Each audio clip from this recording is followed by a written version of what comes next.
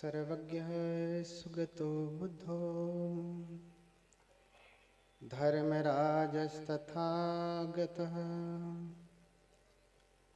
सम्मन्तभद्रो भगवान् मार्जिन्नो कजिज्जितः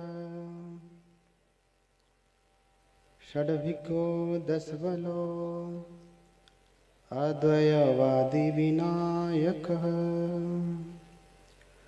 मुनीन्द्रः श्रीघनः शास्ता मुनिशाक्यमुनिनिस्तयः सह शाक्यसिंहः सर्वार्थसिद्धः सौधोदानिस्सः गौतम एर्वाकबन्धुस्व मायादेवी सुतस्य सह ध्रुवधरं धुरन्धरं शीलराशिशुभाननं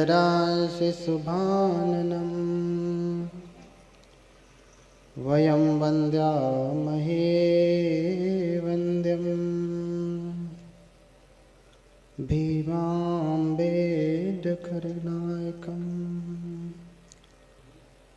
साधु साधु साधु।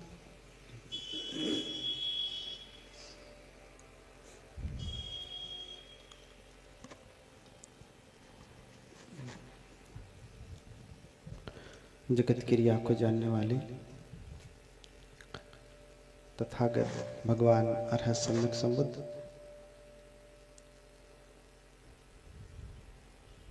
इनके पाद पंकजों में चरणों में कोटि कोटि नमन करता हूँ। तत्पश्चात धर्मराजा सम्राट अशोक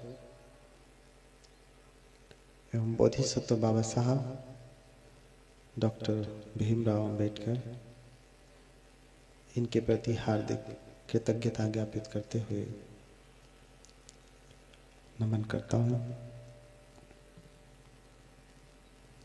यहाँ पर उपस्थित हमारे प्रिय भंते जी, सभी श्रद्धावान उपासक उपासिकाएं, आप सभी लोगों के प्रति बहुत बहुत मंगल कामनाएं।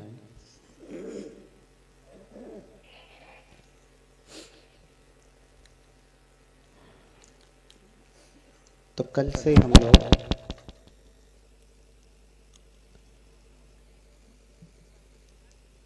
कल हमने देखा कि भगवान ने किस प्रकार से रिद्धि प्रतिहार्य दिखाया, चमत्कार दिखाया। भगवान बड़े ही सामर्थ्यवान हैं। इनके जैसा कोई भी सामर्थ्यवान आज तक नहीं हुआ, लेकिन हम बुद्ध को भूल गए, इसलिए ये सारी समस्याएं आज हमारे सामने हैं। अब फिर से हम उन बुद्ध के गुणों के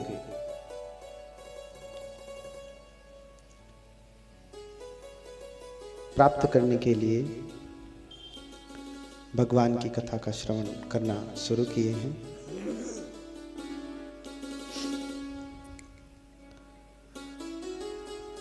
तो हम जानेंगे कि भगवान की महिमा क्या है और कैसे स्मरण करेंगे तो आपके जीवन के दुख दूर होंगे। दुखों के कई प्रकार हैं। किसी को बहुत भयंकर बीमारी है तो उससे परेशान है, किसी को बुरे सपने आते हैं उससे परेशान है, किसी को भूत प्रेत पकड़ लिया है उससे परेशान है, किसी को क्या परेशानी, किसी को क्या परेशानी। इस संसार में हर कोई दुखी है।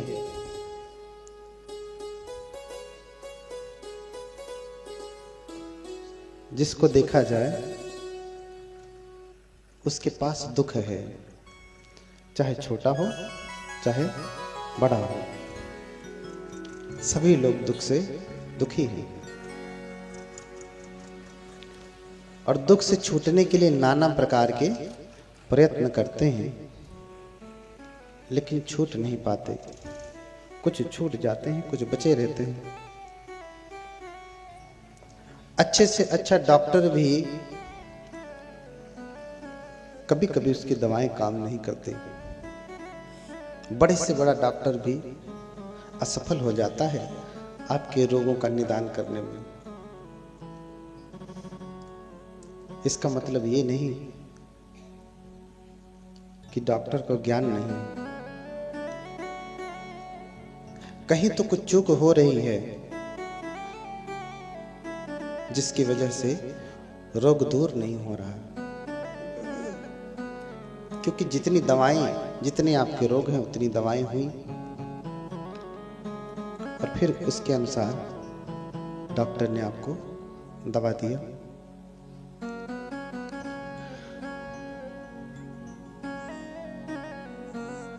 थोड़ी सी पतली करो, मीठी करो।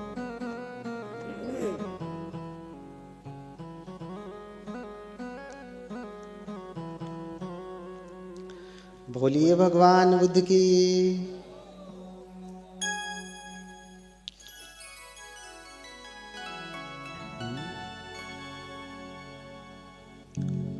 आज उस भगवान का स्मरण करेंगे हम लोग, उनकी महिमा को जानेंगे कि क्या स्मरण करें कि दुख दूर हो। पहले तो जानने की सामर्थ्य कितना है। बुद्ध तो छोड़ दीजिए, उनके श्रावकों का सामर्थ्य जाने, उनके शिष्यों का सामर्थ्य जाने। पहले शिष्यों को देखिए, फिर भगवान के पास पहुंचिए। शिष्यों का कितना बड़ा गुण है। एक एक शिष्य परम सामर्थ्यवान है, जो चाहे सो कर सकते हैं। ऐसा सामर्थ्य उनके पास है। क्योंकि मैं श्रीलंका से आया, इसलिए आपको श्रीलंका से शुरू करता हूं। शुरू तो भारत से हुआ। एक बार श्रीलंका में अकाल पड़ गया। क्या पड़ गया? अकाल, सूखा। और जब सूखा हो जाता है, सूखा पड़ जाता है, तो सब कुछ नष्ट होने लगता है। न फसल होती है, न तो आदमी का जीवन सुरक्षित होता है, बीमारियां पैदा होने लगती है। इसलिए कहते हैं कि जल ही जीवन है। जल को हटा दिया तो कोई जीवन नहीं। जल से परे जीवन की कोई कल्पना नहीं हो सकती। मनुष्यों के लिए कम से कम, पशु पक्षियों के लिए, वृक्षों के लिए जल ही जीवन है। कुछ और हो या ना हो, जल तो होना चाहिए। जल ही से सब कुछ है। एक बार श्रीलंका में अकाल पड़ा, सूखा पड़ गया। और वहां एक भंते रहते थे जिनका नाम था चूल समुद्र। हिंदी में कहेंगे तो चूल, छोटे समुद्र, चूल समुद्र। उनके यहाँ चारिका के लिए, भोजन के लिए लगभग 700 भिक्षुगण आ गए। अभी अकाल पड़ा है और ऊपर से विहार में, बुद्ध विहार में 700 भंते आ जाएं तो समस्या हो जाएगी ना। यहाँ तो अकाल नहीं है, अभी 100 भंते लोग आ जाएं तो समस्या हो जाएगी बिल्हौर वालों के। हाँ? बिना अकाल के बनते चूल समुद्र के पास 700 भिक्षु आ गए। सुबह सुबह भोजन के समय पे ही। तो चूल समुद्र सोचते हैं कि मैं इन्हें कहां चारिका के लिए लेकर के जाऊं। इस समय तो पूरे ताम्रपर्णी में श्रीलंका का प्राचीन नाम है ताम्रपर्णी, तंबपर्णी कहते हैं पाली में। फिर सीलोन कहा जाने लगा, सिंघल, अब श्रीलंका हो गया। तो उस ताम्रपर्णी द्वीप में, श्रीलंका एक द्वीप है, आइलैंड है। अब भंते सोचने लगे कि मैं क्या करूं, कैसे इनको भोजन कराऊं। 700 भंते लोग आ गए, कहां लेकर के जाऊं। इस समय सभी के यहां तो भोजन की समस्या है, लोगों को स्वयं खाने के लिए भोजन नहीं है। मैं इन भंते लोगों को कैसे भोजन कराऊंगा।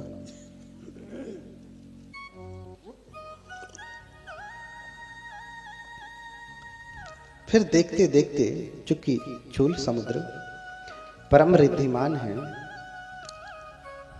अपने दिव्य चक्षु से देखते हैं कि जम्बूद्वीप में पटना,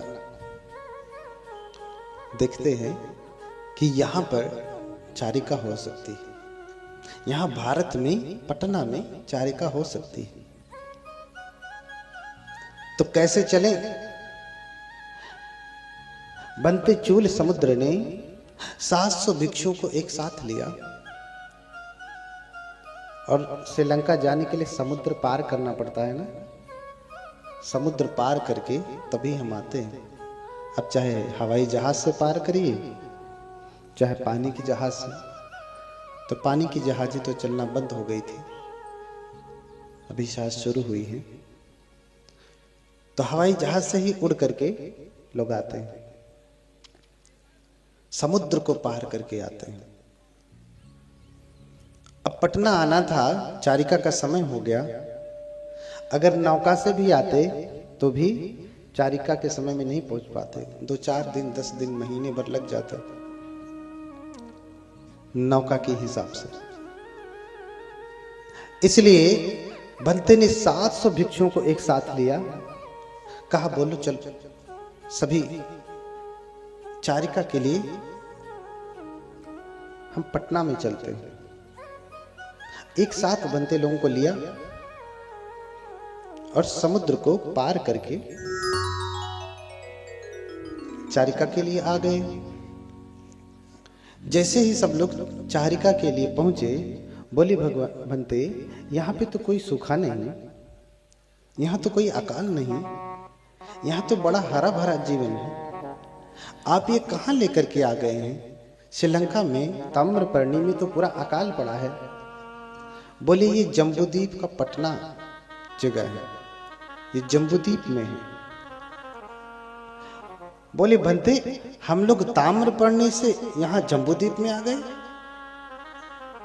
एक कदम पार करके। बोले हाँ। बोले फिर समुद्र कहां गया। बोले जब आ रहे थे रास्ते से तो जो छोटी सी नीली सी नाली तुमने पार किया ना, वो समुद्र था। क्या था। समुद्र था। उस नीली सी नाली को पार किया तुमने समुद्र को पार किया और जम्बूद्वीप पे आ गए। कहते हैं धन्य है बनते, धन्य है भगवान की महिमा। बोलिए भगवान बुद्ध की। मात्र 3 कदम में वो जम्बूद्वीप में आ जाते, श्रीलंका से जम्बूद्वीप में आ जाते और चारिका करके और फिर ताम्रपर्णी में वापस चले जाते। तो उस बंते ने समुद्र को छोटा कर दिया था, उतने बड़े समुद्र को छोटा कर दिया कि मात्र एक, जैसे नाली होती ना, आप ऐसे लांघ के पार कर जाते हैं। समुद्र का पानी नीला होता है ना, छोटा किया तो नाली हो गई, छोटी सी नीली नाली हो गई और उसे पार करके चले आए। तो जब से समुद्र को छोटा किया तभी से उनका नाम पड़ा चूल समुद्र, क्योंकि चूल का अर्थ होता छोटा कर। जिसने समुद्र को क्या कर दिया, छोटा कर दिया। ऐसे हैं भगवान बुद्ध के श्रावक, भगवान बुद्ध के शिष्य, भगवान बुद्ध के भंतेगण। एस भगवतो सावक संघो, यही है भगवान के श्रावक संघ। तो इतनी महिमा भगवान के शिष्यों की है। कि वो चाहें तो क्षण भर में जो चाहें सो कर सकते हैं, क्योंकि रिद्धियों के बहुत बड़े प्रकार हैं। छोटे को बड़ा कर सकते हैं, बड़े को छोटा कर सकते हैं, रूप बदल सकते हैं, एक को अनेक कर सकते हैं, अनेक को एक कर सकते हैं। दो भाई थे, चूल पंथक और महापंथक। दोनों भाई रास्ते में ही पैदा हुए थे, इसलिए बड़े का नाम था महापंथक, चूंकि पहले हुआ, बड़े रास्ते में पैदा हुआ। और महापंथक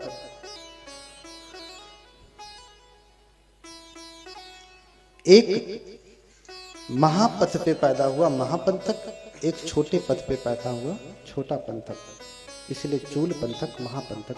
दो नाम, दो भाई हैं, सगे भाई। सबसे पहले महापंथक भगवान बुद्ध के शिष्य हुए, भगवान के शरणों में आकर के प्रवज्जित हुए और थोड़े ही समय में अरहत हो गए। उसके बाद उन्होंने अपने भाई को कहा कि तुम भी सुगत के शासन में प्रवज्जित हो जाओ। प्रवज्जित हो गए। प्रवज्जित होने के बाद महापंथक चूंकि अरहत हैं, इसलिए चूल पंथक को एक सूत्र देते, एक गाथा देते याद करने के लिए। चूल पंथक वो गाथा याद नहीं कर पाते, वो चूल पंथक याद नहीं कर पाते, और याद न कर पाने के कारण उनके बड़े भाई उनको बहुत डांटते थे। कहते तुझे समझ में नहीं आता, गाथा एक नहीं याद होती तुमसे। तो बोला बार बार पाठ करो इसका। याद नहीं तो पाठ कहां से हो? पहले आज की जैसी किताबें नहीं हुआ करती थी कि सामने खोल लिया और देख करके पाठ किया। मुख से जो है सुनते थे, मुख से कोई कहता था तो सुन करके उसे धारण करते थे, इसलिए मुखागम कहा, मुख से निकला हुआ है। इसलिए महायान के संस्कृत साहित्य को आगम कहते, आया हुआ है। कहां से? बुद्ध के मुख से आया हुआ है, इसलिए आगम कहते हैं उसे। दीर्घागम, बड़ा वाला आगम है, मध्यम आगम है, संयुक्त आगम है, एकोत्तर आगम है और शुद्ध कागम। ये सारे आगम हैं। महापंथक ने चूल पंथक को याद करने के लिए गाथा दी, याद नहीं कर पा रहे थे। उस समय महापंथक बुद्ध विहार के विहाराधिपति थे, मैनेजर थे, एक प्रकार से समझिए भोजन प्रबंधक थे। यानी कोई भी बुद्ध विहार में भोजन आदि के लिए, किसी कार्यक्रम के लिए निमंत्रण देने के लिए आता था, तो उन्हीं की ऑफिस में जाकर के निमंत्रण लिखवाता था। भंते हमारे यहाँ इस महीने में इतनी तारीख को इतने भंते लोगों को भोजन के लिए आना है, ये कार्यक्रम है। तो अनाथ पिंडिक ने अगले दिन 500 भिक्षुओं को भगवान सहित निमंत्रित किया। अनाथ पिंडिक ने 500 भिक्षुओं को भगवान सहित निमंत्रित किया, अर्थात भगवान को लेकर के 500 लोगों को निमंत्रित किया। और लेखा जोखा रखने वाले कौन हैं? यही चूल पंथक के भाई महापंथक। तो महापंथक ने चूल पंथक को छोड़ करके 500 भिक्षुओं की गणना कर ली। चूल पंथक को छोड़ करके बाकी सभी की गणना कर ली, और उतने भंते अनाथ पिंडिक के यहां पहुंच गए श्रावस्ती में भोजन के लिए। जब भोजन परोसा जा रहा था, भगवान को जब परोसा जाने लगा, तो भगवान ने पात्र के सामने ऐसे हाथ कर लिया। जब हमें कुछ नहीं लेना होता है तो पात्र के सामने क्या कर लेते हैं? हाथ ऐसे कर लेते हैं। ये भगवान से ही परंपरा आई। नहीं लेना है तो हाथ ऐसे कर लिया। तो पहले लोग समझदार हुआ करते थे, हाथ करने से फिर रुक जाते थे। यहाँ तो आप हाथ कर लेंगे तो हाथ हटा के डाल देंगे, तो उनसे मुख से बोलना पड़ेगा। नहीं नहीं नहीं लेंगे। तो ऐसे कर लिया, और भगवान ने जब ऐसे कर लिया तो अनाथ पिंडिक कहते कि भगवान क्या हुआ, अभी तो आपने भोजन ही नहीं लिया। बोले श्रेष्ठी, अभी एक भिक्षु विहार में है, उसे बुला भेजो। अनाथ पिंडिक ने बुलावा भेजा, किसी दूत को भेजा, किसी सेवक को भेजा कि जा देख विहार में कोई बनते हैं, उसे लेकर के आ, उसे लेकर के आ। लेकिन उससे पहले ही जब चूल पंथक को महापंथक छोड़ करके चले गए तो चूल पंथक विहार के दरवाजे पे खड़े होकर के रो रहे थे, हाँ, कि मुझे छोड़ के चले गए। क्यों? क्योंकि मुझे गाथा नहीं याद होती। वहीं खड़े होकर के बुलका रहे थे, रो रहे थे। फिर भगवान आने से पहले ही मिल करके आए थे। बोले क्या हुआ, क्यों रो रहे? बोले भगवान, बनते महापंथक ने मुझे गाथा दिया था याद करने के लिए, मुझे याद नहीं हो रही, उसका पाठ नहीं हो रहा है, तो बनते मुझे निमंत्रण में नहीं ले गए, इसलिए मैं रो रहा हूं। भगवान बोले चिंता मत करो, गाथा ना याद कर पाना ये बड़ी बात नहीं है। ये लो मैं तुम्हें एक मंत्र देता हूं। भगवान ऐसे ही हाथ हवा में घुमाते हैं और एक छोटा सा कपड़ा, रुमाल समझ लीजिए, गंदी सी रुमाल हाथ में पकड़ लेते हैं। एक गंदा सा छोटा सा कपड़े का टुकड़ा जिसमें गंदगी लगी, मिट्टी लगी, रज लगा है, धूल लगी है, और फिर चूल पंथक को देते, कहते लो चूल पंथक, इस कपड़े को रगड़ो और जो मैं मंत्र देता हूं उसका जाप करो। चूल पंथक ने खुशी खुशी ले लिया, जाप करना है, मंत्र दे रहे हैं भगवान। बोले इस कपड़े को रगड़ो और बोलो रजो हरणम। छोटा सा है, याद हो जाएगा, आपको याद हुआ? रजो हरणम याद हुआ क्या? रजो हरणम, रजो हरणम, रजो हरणम। अच्छा भगवान, ये तो बड़ा आसान है। भगवान कपड़ा दे करके चले गए, बैठे,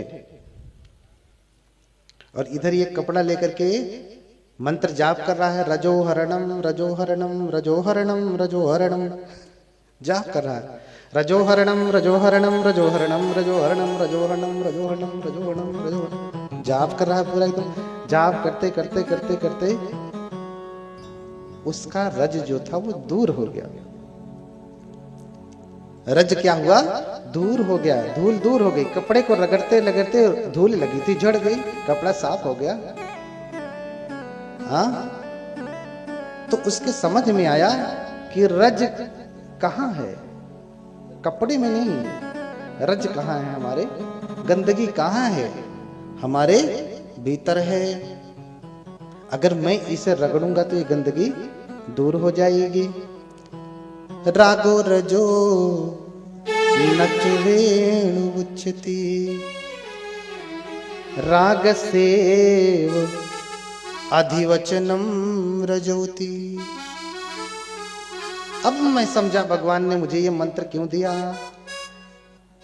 रजोहरणम, बोलिए मेरे साथ बोलिए। अब मैं समझा ये मंत्र भगवान ने मुझे क्यों दिया। फिर से खुश होकर के जप करने लगता। क्या हाथ जोड़िए आप, क्या क्या जप करने लगता? रजोहरणम। हाँ जपिए, रजोहरणम, रजोहरणम, रजोहरणम, रजोहरणम। हाँ, धूल दूर हो जाए। रजोहरणम, रज माने धूल, हरणम माने दूर हो जाए, हरित हो जाए। धूल दूर हो जाए, धूल दूर हो जाए, धूल दूर हो जाए। रजोहरणम, रजोहरणम, बड़ा आसान मिल गया। अब मैं समझा भगवान ने मुझे रजोहरणम क्यों कहा। रागो रजो नचरेणु विच्युति, राग से अधिवचनम रजोति। अब मैं समझ पाया भगवान ने मुझे ये मंत्र क्यों दिया। असली गंदगी ये धूल नहीं है, असली गंदगी तो हमारे भीतर फंसा हुआ राग है। राग सेव अधिवचनम रजोति।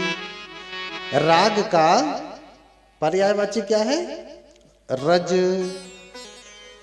इसलिए भगवान ने मुझे मंत्र दिया। ऐसे जपते जपते जपते जपते जपते वहीं बैठे बैठे चूल पंथक अरहत हो गए। बोलिए भगवान बुद्ध की। भगवान ने पात्र ऐसे किया, अनाथ पिंडिक बोले भगवान क्या हुआ, आपने तभी भोजन भी नहीं ग्रहण किया। बोले श्रेष्ठी, विहार में एक भिक्षु बचे हैं, उन्हें निमंत्रण बुला भेजो। श्रेष्ठी निमंत्रण भेजता अपने एक सेवक से। सेवक जाके देखता, क्या देखता? क्या देखता? कि उस बुद्ध विहार में 1000 बनते लोग बैठे हुए हैं। सहस्र भिक्षु संघोति निवसम्। क्या देखता? कि 1000 भिक्षु संघ बैठा हुआ है पूरा एक साथ। ये कैसे हुआ? स्वयं जब वो अरहत हुए तो उन्हें सब प्रकार का रिद्धि बल प्राप्त हुआ, और फिर विक्रमण इद्धि जो होती है, एक से अनेक करने की जो इद्धि होती है, उस रिद्धि के द्वारा उन्होंने अपने शरीर को 1000 भंते लोगों में विभाजित कर दिया अपने जैसा। ये भी प्रियदर्शी, वो भी प्रियदर्शी, वो भी प्रियदर्शी, ये भी चूल पंथक, वो भी चूल पंथक, वो भी चूल पंथक। 1000 चूल पंथक बैठे हुए हैं। अब वो आकर के देखता, अरे इसमें से किसको बुलाना है? भागा भागा वापस जाता, कहता भगवान वहां तो 1000 चूल पंथक है, किसको बुलाना है? भगवान कहते जा, जिसे पहले देखना उसी के चीवर का कोना पकड़ करके खींचना, कहना कि चलो तुझे भगवान बुला रहे हैं।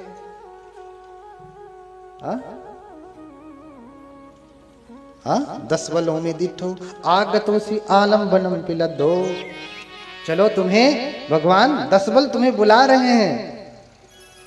और वो भागा भागा गया। जो पहले दिखाई दिया उनका चीवर का कोना पकड़ करके कहता कि चलो तुम्हें भगवान, चलो आपको भगवान बुला रहे हैं। जैसे ही चीवर पकड़ करके कहा कि चलो भगवान बुला रहे हैं, सहस्र मिल करके एक बनते हो गए। सहस्र बनते मिल करके क्या हो गए? एक हो गए। और फिर चूल पंथक पहुंचते हैं सभा में। ऐसे ऐसे हैं भगवान के श्रावक, एक से अनेक होने की विद्याएं जानते हैं, अनेक से फिर एक होने की विद्याएं जानते हैं। और फिर ये कहता कि चलो भगवान बुला रहे हैं, कहते तुम चलो मैं आता हूं। और ये अभी रास्ते में भी पहुंचा, पहले ही आकर के प्रज्ञप्त आसन जो उनके लिए खाली आसन था वो आकर के बैठ गए। सभी लोग आश्चर्यचकित हो जाते, अरे अभी तो भगवान ने निमंत्रण भेजा, अभी 1000 बनते थे, अभी जो सेवक बुलाने के लिए गया था वो आया ही नहीं, बनते पहले ही आके बैठ गए। धन्य है भगवान, धन्य है भगवान का श्रावक संघ। ऐसा कहते हुए अनाथ पिंडिक 3 बार भगवान को प्रणाम करता और फिर 7 दिन के लिए निमंत्रण देता। भगवान ऐसे ही 7 दिन भिक्षु संघ सहित मेरे घर पे भोजन करें। बोलिए भगवान बुद्ध की। ऐसो ही भगवतो महानुभावता। ऐसी भगवान बुद्ध की महिमा है कि उनके श्रावक भी इतने तेजस्वी हैं। एक बार देव